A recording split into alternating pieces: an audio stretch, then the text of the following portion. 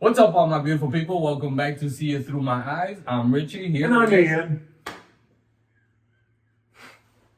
So today, on today's agenda, we're starting a new segment. Me and the boys here, Gian.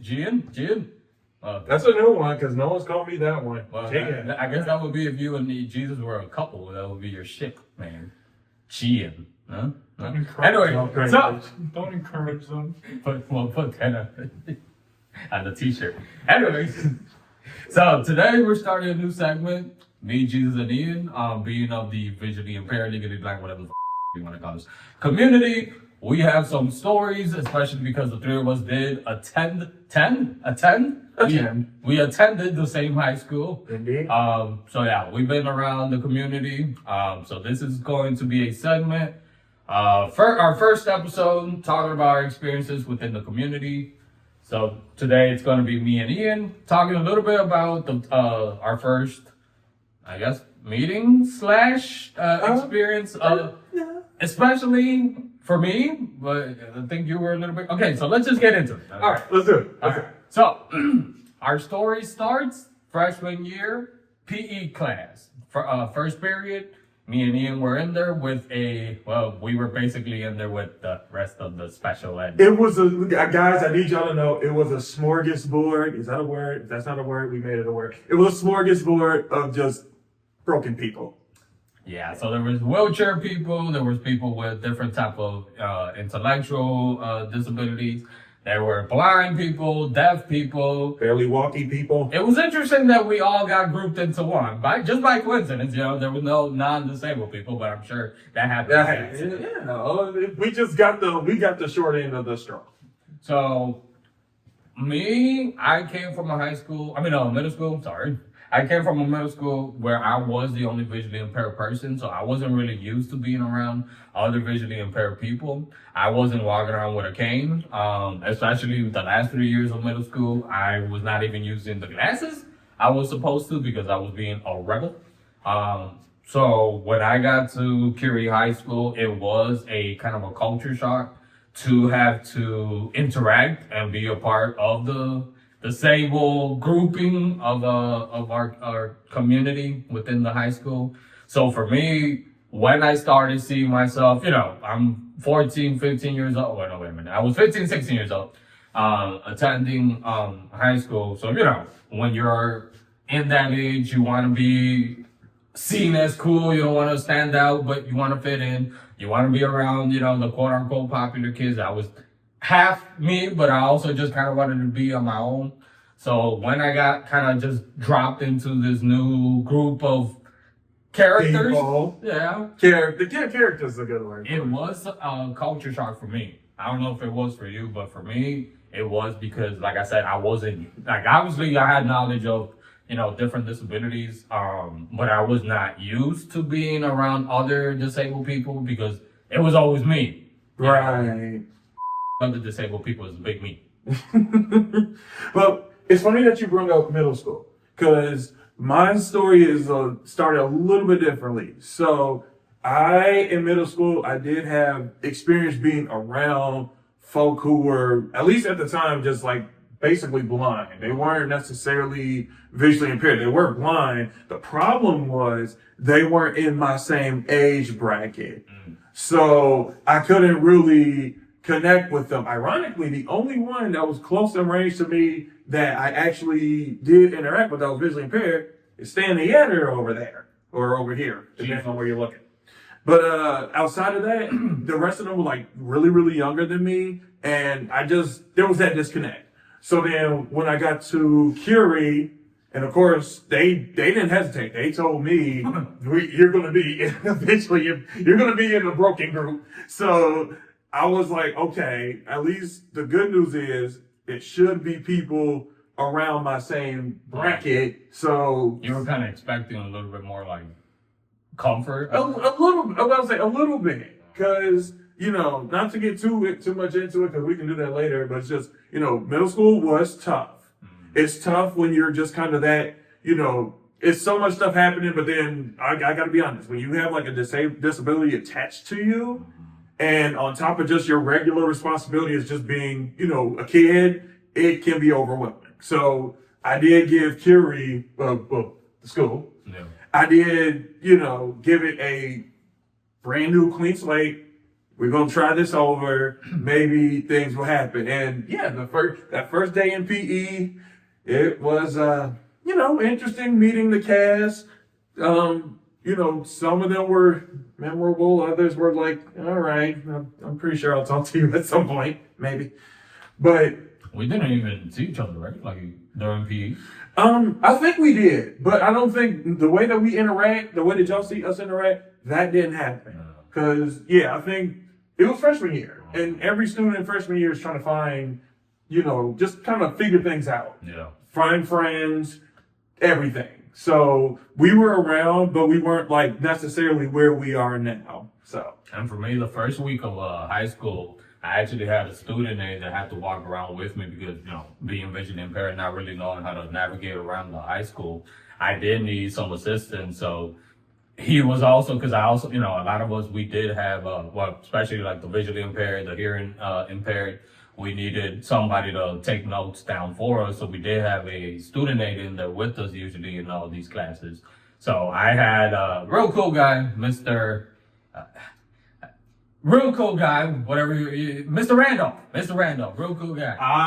Yeah. So wherever you are, Mr. Randolph, Yes. real cool dude. That guy was awesome. I was nervous as hell, but because of him and his personality, like he made it a little bit easier for me to kind of ease into the whole, now I'm in high school, I'm in a whole new, surrounding, and now I'm around other people with disabilities. I'm no longer the token disabled kid, the token blind kid, because there's other people now with said disabilities. And, it's kind of crazy, like our mindsets at least were different by the time that we got to high school, because mine was more, I'm not like these people. It's not the same as now, but that was my mindset back then, because I was ashamed of my disability, because for so long as a little kid, I was basically just that. Like I was, people basically just treated me as a walking disability instead of somebody with a disability. Yeah.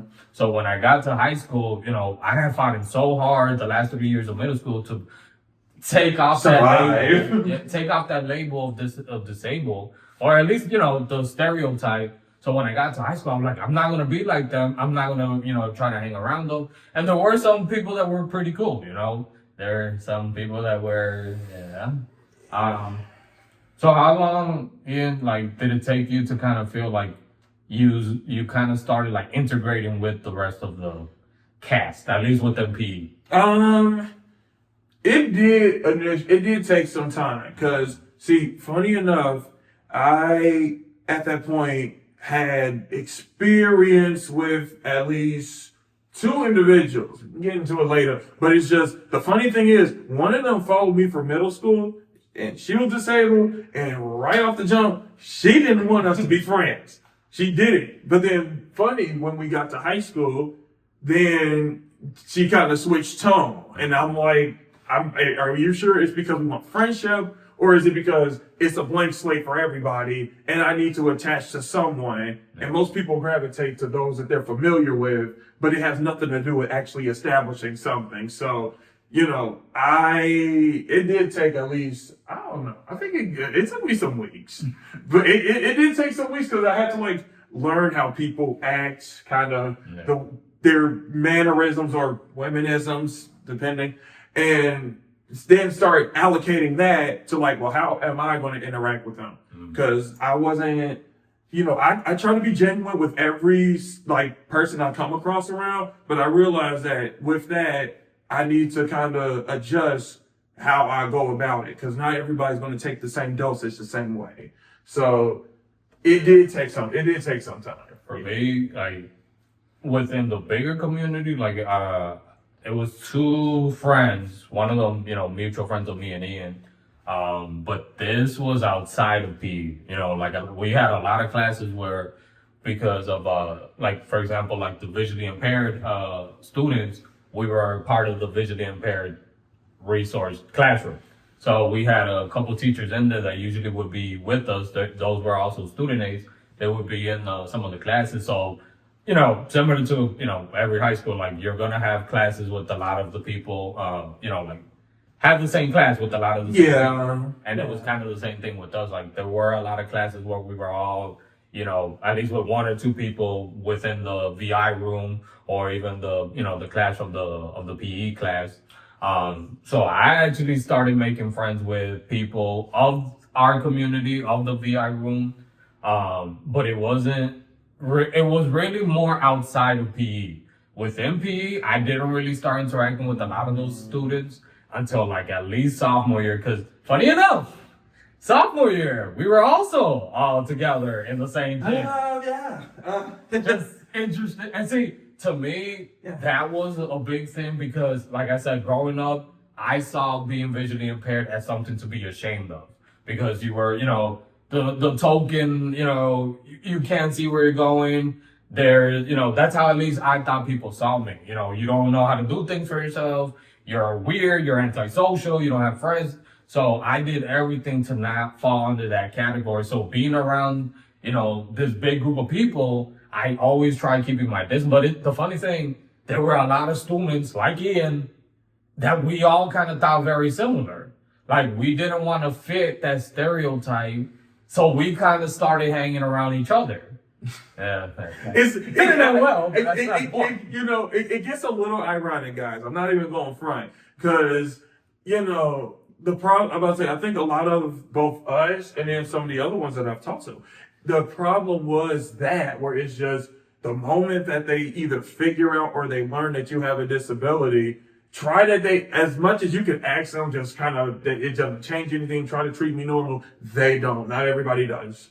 And they either make special condition out of fear you'll react, or they go with assumptions on how you're going to behave. And so they try to avoid. And so. You're talking about like the people like outside of the disabled community, right? Both. Oh, okay. Both in and out. Mm-hmm. And so. There was a lot of individuals up in our group, or at least, that, was just, we're visually impaired. We have this going on, but that's going to be second. Or it's not going to be the first thing that people just only know me for. Cause I'll just be real with you guys. I know I'm visually impaired. That's never going to change, but I don't like it if that's the only thing someone can take away from me. If that's the only thing after an interaction, after everything, the only thing you can remember me for is just I'm blind, that hurts more. And so I think it was a lot of us that definitely did not want to just go into that, well, he's blind, she's blind thing. But on the flip side, there was a lot of people, and those were kind of the ones we pushed away from, that they were okay settling with, I'm disabled, I need other people's help, even though we didn't need that help. Some of us were either lazy or some of us were just so used and enabled by, I don't know, whoever the hell we were enabled by, to other people need to do everything for us, or we need to call attention wherever we go. And they would drag the rest of us who didn't want that unwanted attention. In the auditorium, you had these yelling. Yeah. Or there were also some who were quote unquote activists and get into arguments with people outside of the community. Yes. And it's like, but you're not speaking for me because you don't even know me. Like that, I do feel like it was kind of that split. And it wasn't just, the legally blind, visually impaired community on one side. No, it was not. It was split even within that.